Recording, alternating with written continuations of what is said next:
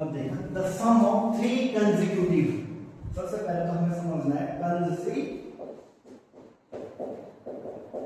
Consecutive मतलब लगातार क्या होता है,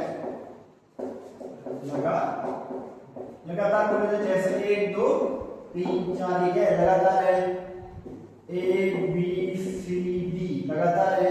हम ऐसे भी कह सकते हैं कि A और D लगातार है, नहीं कह सकते, ठीक है। तो कंसेक्यूटिव मींस लगातार।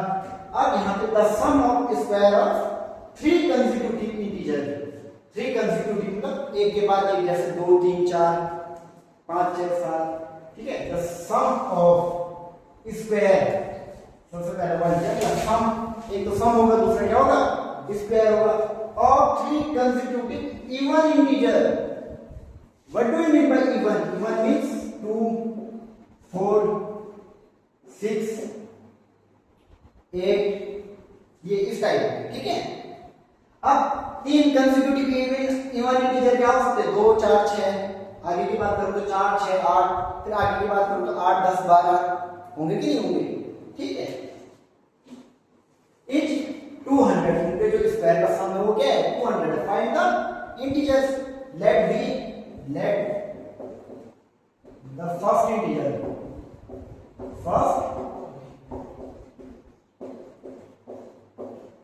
पहला इंटीजर x माना, सेकंड इंटीजर क्या होगा हमारे पास x प्लस 2 होगा, क्योंकि इवन की बात कर रहे हैं ना अभी। थर्ड इंटीजर क्या होगा x प्लस 4। तो क्या मैं ऐसे कह सकता हूं x square plus x plus 2 का whole square plus x plus 4 का whole square equal to 200। x square plus a के स्क्वायर प्लस b के स्क्वायर प्लस 2ab, a के स्क्वायर प्लस b के square plus 2ab, x square 3x square plus 20 plus 14 और 8, 12x equal to minus 200 equal to 0, ठीक है। यहां तक समझ आए, 200 में इधर आ गया, ये 1x square 2x square 3x square, तो 3x स्क्वायर हो गया, ठीक है। अब फिर 4 और 16 20 हो गया, ठीक है। तो मैं क्या लिख सकता हूँ 3x square plus 12x minus 200 में सब प्लस माइनस का माइनस 200 में 20 जाएगा तो 180 इक्वल टू 0। सबसे मैंने 3 कॉमन ले लिया, क्या कॉमन ले लिया 3 कॉमन ले लिया, आप कराऊंगा आगे 3 कॉमन ले लिया।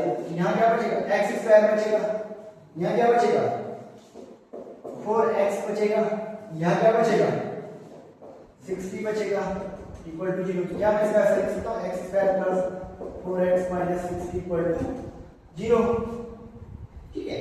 अब 60 कैसे फैक्टर करने की 4 है 10 into 6, 60 10 minus 4 6, मतलब 10 minus 6 4 प्लस 10 minus 6x, क्योंकि 10 into 6 क्या होता है 60 होता है, 10 minus 6 क्या होता है 4 होता है, ठीक है। Minus 60 equal to 0। अगर मैं यहाँ से सॉल्व करना चाहूँ x square plus 10x minus 6x minus 60 equal to 0, यहाँ से कॉमन होगा तो x प्लस 10, समझ आया, ठीक है। देन यहाँ से कॉमन होगा 6x प्लस 10 बचेगा इक्वल टू 0, 10 यहाँ, ठीक है।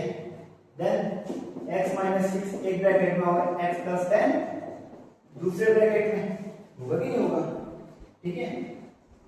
अब देख x minus 6 equal to 0, x equal to क्या जाएगा 6 आ जाएगा, वैसे ही x plus 10 equal to 0, x equal to क्या आएगा माइनस 10 आ जाएगा।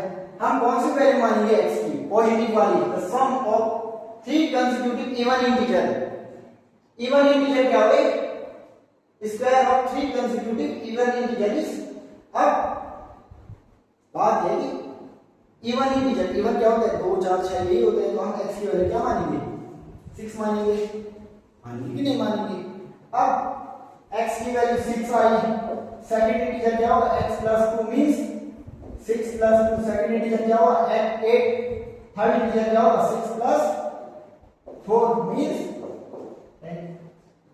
हो तो गया ना 3 इंटीजर 6 8 और n, क्योंकि x की जो क्या था फर्स्ट इंटीजर x आया तो 6, सेकंड इंटीजर इस x की जगह हमने क्या रखा? x की वैल्यू रखी 6 प्लस 2 8 और 6 प्लस 4 8 आ तो गया।